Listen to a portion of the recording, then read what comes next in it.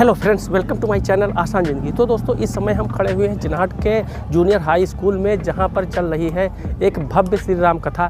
जैसा कि आप देख रहे हैं, हम पंडाल के अंदर आ गए हैं और ये कथा श्री साकेत धाम चैरिटेबल ट्रस्ट के क्रांतिकारी कथावाचक श्री बाल भरत व्यास जी के द्वारा की जा रही है, जो कि बाल भरत व्यास जी महाराज एक वास्तव में क्रांतिकारी कथावाचक हैं।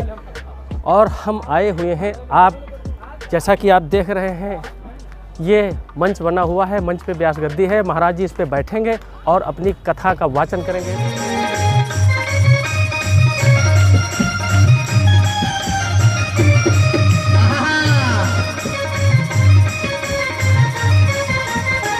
अहिल्या का उद्धार करके मर्यादा पुरुषोत्तम भगवान श्री अकारण करुण करुणा वरुणालय भगवान श्री रघुनाथ जी महाराज मिथिला नगरी की तरफ चले हैं। जनक जी महाराज ने विश्वामित्र की अगवानी की है।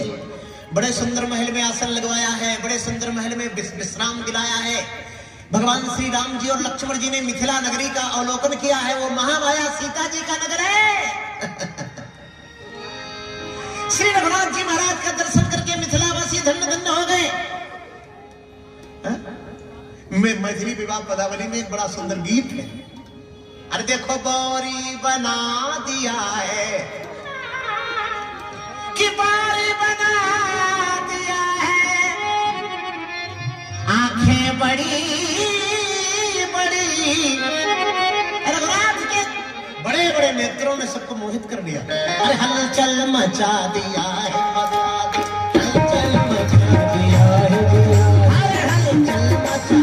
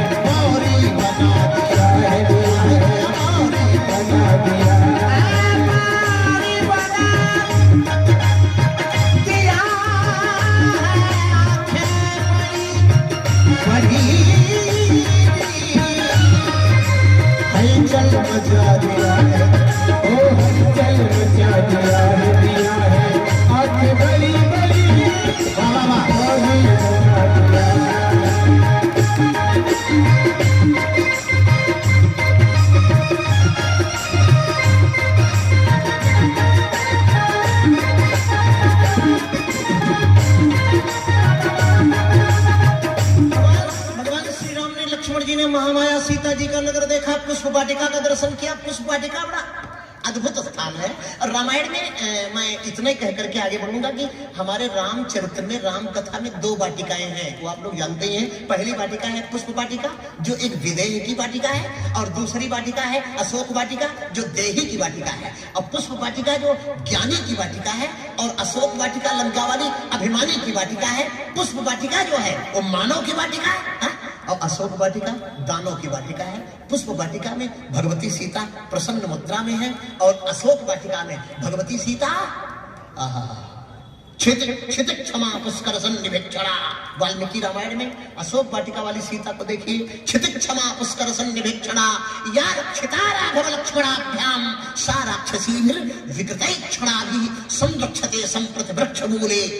अस्याहि पुष्पा वनताग्र शाखा शोकम। आगे समय मिला तो सुंदरकांड में इसकी व्याख्या करूंगा। अस्याहि पुष्पा वनताग्र शाखा शोकम ब्रह्मोई जनयंत शोकाः हिमद्विपायेन तु शीतरश्मिः रभ्युत्थितो नैक सहस्र रश्मिः। ऐसी अशोक वाटिका में भगवती सीता विलाप कर रही है, रो रही है और बैठी ही रह गई है 1 साल तक।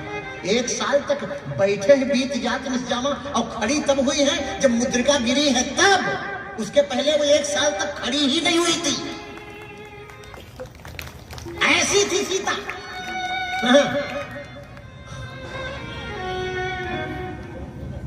अशोक पुष्प वाटिका में राम जी से मिलती हुई सीता है और अशोक वाटिका में राम जी से बिछुड़ती हुई सीता है। पुष्प वाटिका में सीता जी को सखियों ने घेर रखा है और अशोक वाटिका में राक्षसियों ने घेर रखा। मैं दोनों की तुलना कर रहा हूं। पुष्प वाटिका में सीता जी को राम जी मिले हैं और अशोक वाटिका में हनुमान जी मिले हैं। तो भाई देखो, ये दोनों वाटिकाएं अपने आप में अलग अलग स्थान रखती हैं।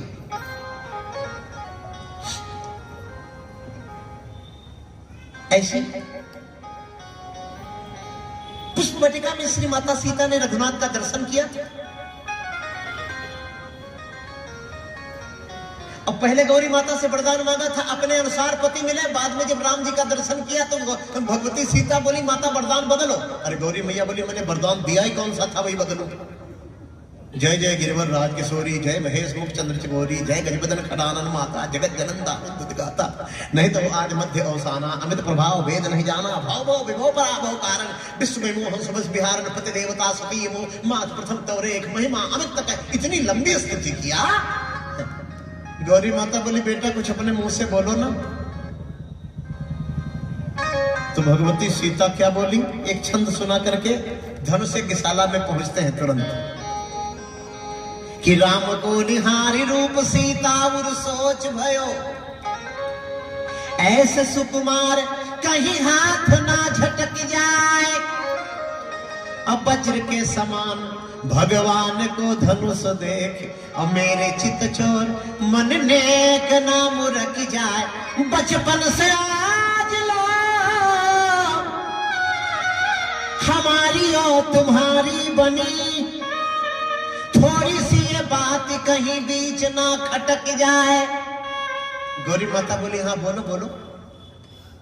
तो भगवती सीता बोली ऐरी मातु गौरी, और जो बंधावा चाहो मौरी, तो शंकर को धनुहा चट चूड़ी सो चटक जाए।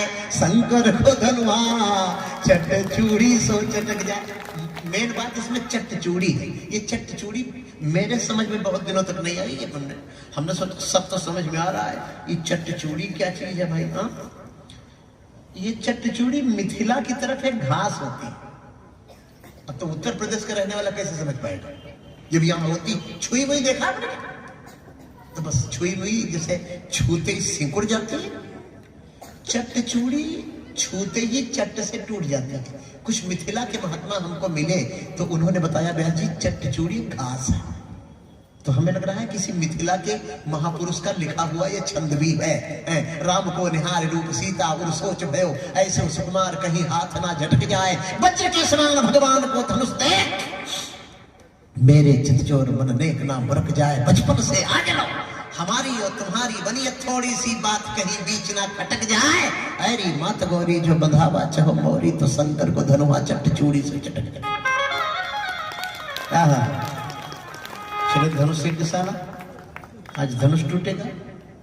धनुष टूटना बहुत जरूरी है। हमारे आपके भीतर का धनुष टूटना भी बहुत जरूरी है। उस धनुष को कहते हैं अहंकार। ये धनुष जब तक अंदर वाला नहीं टूटता तब तक बड़ी समस्या पैदा किए होता है। हर जगह का धनुष टूटना बहुत आवश्यक है। धनुष एक विशाला में प्रभु श्री राम लक्ष्मण पधारते हैं। जनक राजा के बंदीजन अपने ढोल ओल लेकर के बीचों बीच सभा में खड़े हुए, जैसे आप लोग बिल्कुल भरे हैं, खचाखच बैठे हैं, वहां बहुत लोग बैठे हैं। सीए के स्वयंवर कवितावली रामायण में लिखा है। ऐसे ऐसे राजा है कि मैं आपको क्या बताऊं। सीए के स्वयंवर समाज जहां राजन को राजन के राजा महाराजा जाने नाम को, पवन पुरंदर कृषान भान धनत से बल के निधान, रूपवान सोम काम सो। ऐसे जनक के बंदी जन बोले ये दूर दूर देश के आए हुए राजाओं, मेरे महाराज जनक का प्रण सुनो। राजा बोले प्रण क्या सुने, धनुष तो हम ही तोड़ेंगे, सोने क्या। हा? कभी कभी मूर्ख व्यक्ति को अपनी सफलता बहुत नजदीक दिखाई पड़ती है।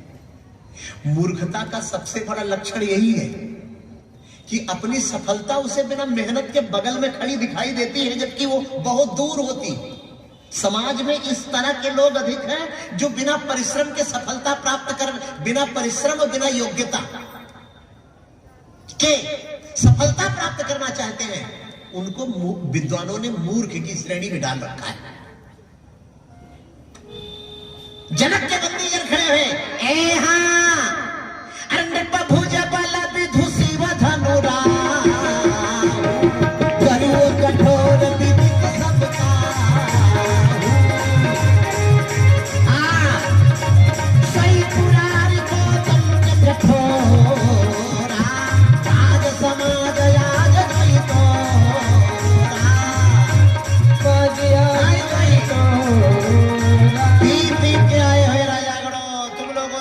भुजाओं का बल है वो चंद्रमा के समान है। अब अच्छा, मूर्ख जो होता है ना, आधी बात सुनता है, आधी बात नहीं सुनता। आधी बात सुन के ही उछलना कूदना चालू हो जाता है। अब आधी में क्या है उससे कोई मतलब नहीं है। जैसे राजा जनक के बंदी जो उन्होंने कहा, हे राजा लोगों, तुम्हारा जो भुजाओं का बल है ना वो चंद्रमा के समान, बत्ते से फूल गए। अरे बड़े मेरा सब अपनी अपनी भुजा देखने लगे।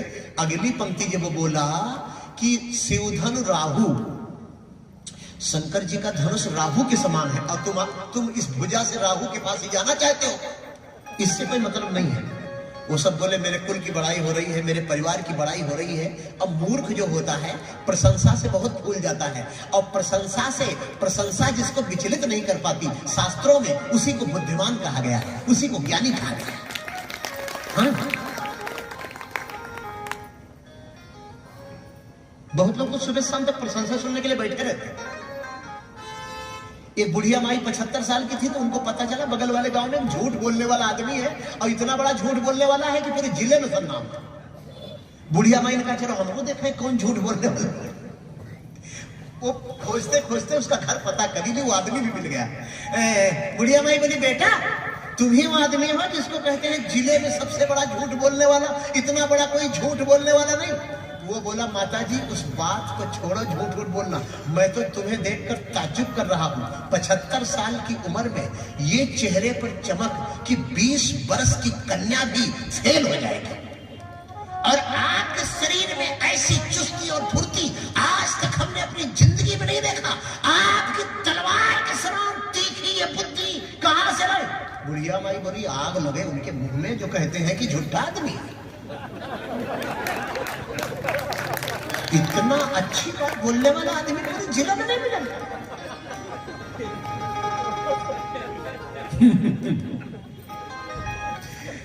ये आग लगे आदमी की परख भी नहीं इन मूर्खों को। नट भुजबल विधु शिवधनु राहु गरु कठोर विदित सबका।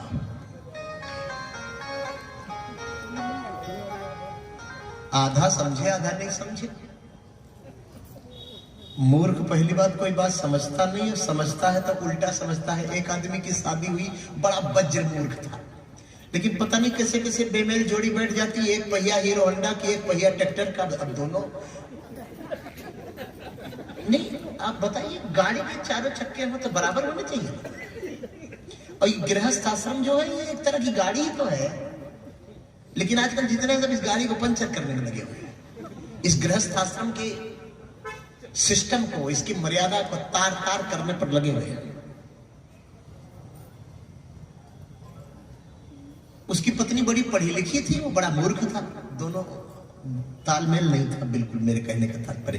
तो एक दिन वो मूर्ख राज बिना बताए ससुराल पहुंच गया, और उसकी पत्नी ने कुछ जरूरत से ज्यादा तारीफ, कभी कभी किसी की तारीफ भी खतरनाक हो जाती है। अब जब एक मूर्ख बिना बताए ससुराल पहुंच गया, गांव की महिलाएं भी 150 देखने आ गई। दूसरे की कमी देखने बहुत इकट्ठा होते हैं लोग। घरवाली ने पूड़ी बनाया, पूड़ी छोटी छोटी थी। आज के जमाने में छोटी पूड़ी को वीआईपी पूड़ी कहा जाता है। बड़ी सुंदर थाली में पूरी रखी। एक तो महामूर्ख थे और दूसरे भूख बहुत लगी थी। इन्होंने सोचा कि पूरी छोटी छोटी है, इसमें 2 टुकड़े करने की कोई खास जरूरत, तो पूरी पूरी मुंह में भर लिया। अब घरवाली करे तो क्या करे, महिलाएं गांव की आई थी तो हंसने लगी, पोल खुल गई। पहले जो बड़ी प्रशंसा कर रही, घरवाली ने चूल्हे में से इशारा किया, 2 उंगली दिखाई, अरे मूर्ख, कम से कम एक पूरी के 2 टुकड़े तो कर। अंगुली 2 उठाई, गंवारपन पति को देख कि एक एक पूड़िन के टूक 2 किए जाए। और मूर्ख क्या समझा, पूड़ी छोटी छोटी है, 2 खाओ।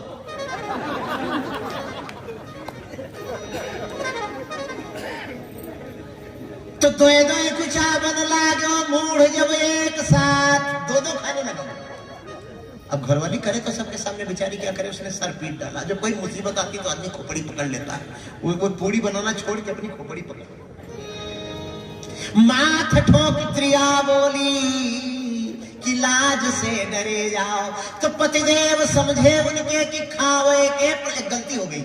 उसने जब ऐसे सर पकड़ लिया तो ये समझे पूरी अन्न देवता है, इनको सर पे चढ़ाना चाहिए। तो पतिदेव समझे कि पावे के प्रथम इन पूजनीय पूरिन को सर पे धरे जा। तो 100 ग्राम खीर रख करके पूरी खोपड़ी पड़ गई। चैला पटक के घरवाली बोली, जैसे जले आए प्रथम वैसे ही जले जाओ। अरे लकड़ी, अब समझने वाले के लिए इशारा काफी है ना समझ के लिए तो नगारा ही बिल्कुल किसी काम कर रही है, बजाते रहो। तो प्रेमियों, ये राजा लोग समझे उमझे नहीं, बस एक बाँ वहां बटोर के बोले, हे गणेश जी, ये धनुष मेरे से टूटे। और गणेश जी बोले, तुमसे न टूटे तो समाज में यही सबसे बड़ी विडंबना है, ये काम मेरे से ना हो तो किसी से ना हो, मुझे लाभ न मिले तो किसी से ना हो। राजा लोग बोले, मेरे से न टूटे तो किसी से न टूटे, सब खाली हाथ लौटा। जैसे मान लीजिए गणेश जी के भगत वहां 100 थे, तो जैसे एक कह रहा है गणेश जी मेरे से टूटे, तो 99 क्या कह रहे हैं, महाराज बिल्कुल इससे न टूटे। अब आप बताओ, गणेश जी 99 की बात माने कि 1 की बात माने। सब नृप भय जोग उपहासी, कि सब नृप भय जोग उपहासी। जैसे बिनु विराग सन्यासी, जैसे बिनु विराग सन्यासी, जैसे बिनु विराग सन्यासी, जैसे बिनु विराग सन्यासी।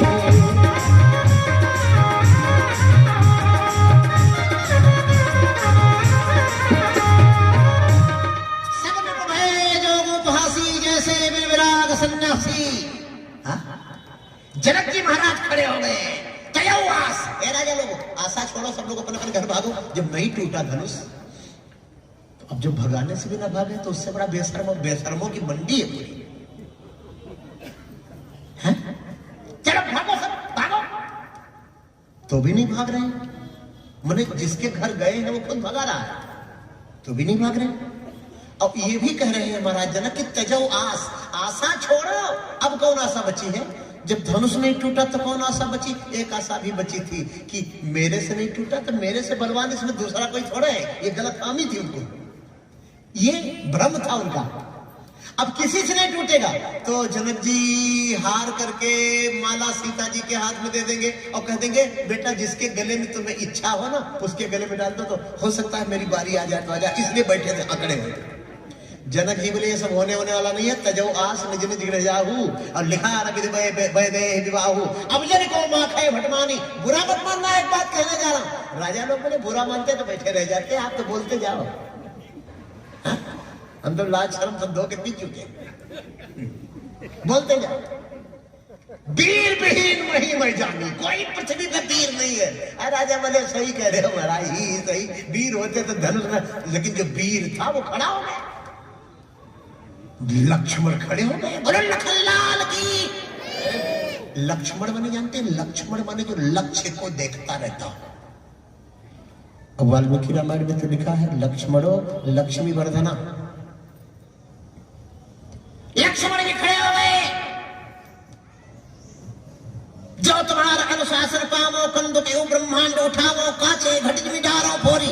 क्योंकि क्योंकि राम जी झंडा है, लक्ष्मण जी डंडा है, तो मेरे डंडा ही उठता है। रघुपत कीरति विमल पताका, दंड समान भयो जस जाका।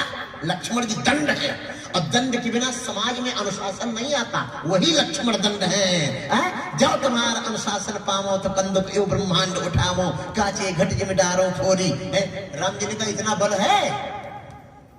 लक्ष्मण राम जी बोले यदि मेरे बल पर बोल रहे हो तो बोलते ही जाओ। तोरो छत्र के दंड जीवितो प्रताप बलनाथ। राम जी ने लक्ष्मण जी को जब बिठा लिया तो विश्वामित्र जी महाराज ने आदेश दिया रघुनाथ को कि उठो राम भंजो भो चापा।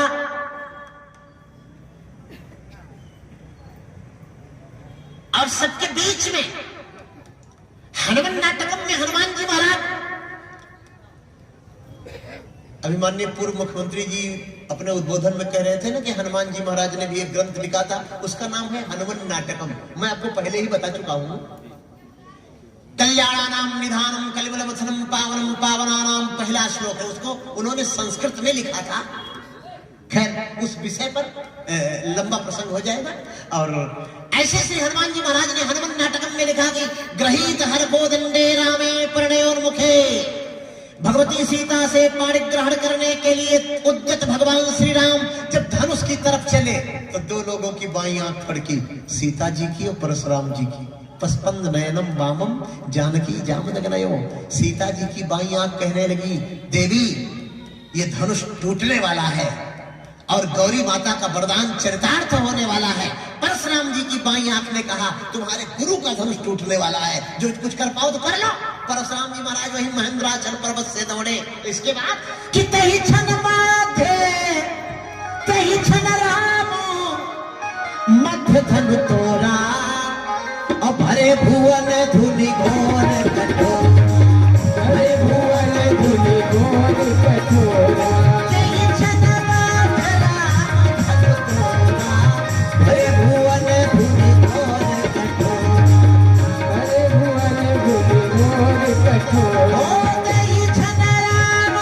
उसी क्षण में मध्य मन होता बीच, मध्य माने बीच। इसमें कई बीच है, आगे वाले ने नहीं तोड़ा, पीछे वाले ने नहीं तोड़ा, बीच में श्री राम थे उन्होंने तोड़ा। राम जी भी तीन हुए हैं, सबसे पहले परशुराम, सबसे बाद में बलराम। ना परशुराम जी थे ना बलराम जी थे, और बीच में हुए हैं अयोध्या वाले राम। उन्होंने धनुष को तोड़ा, ना ऊपर आकाश में तोड़ा ना पाताल में तोड़ा, बीचों बीच में है धरती लोक।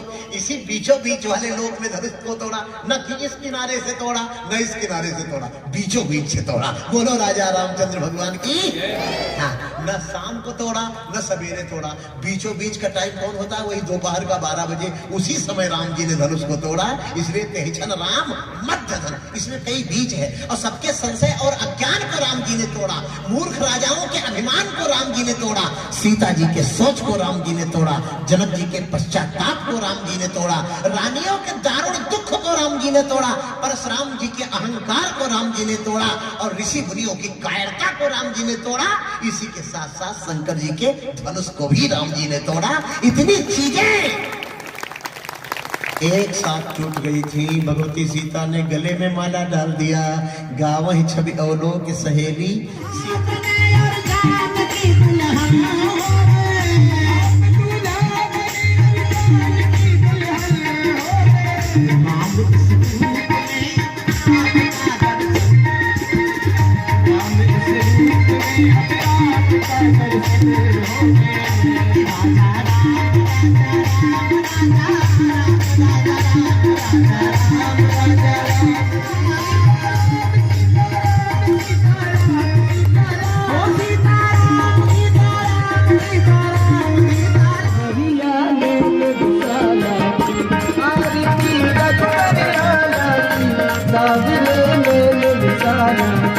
कांध पर धनुष बाण धारे, चलोने में नर किनारे, सुशब लखी को पलक की पीत पट लटक सुंदर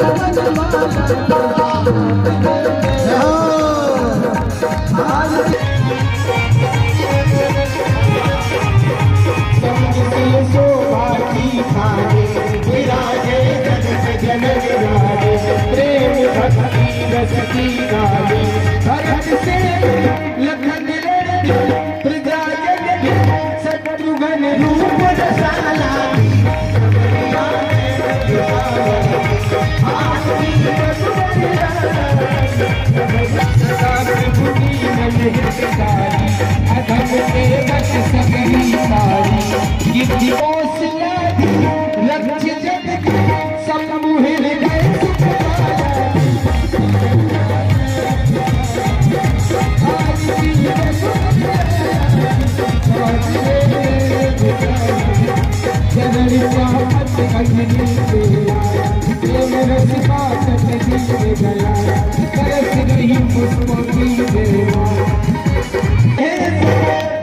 की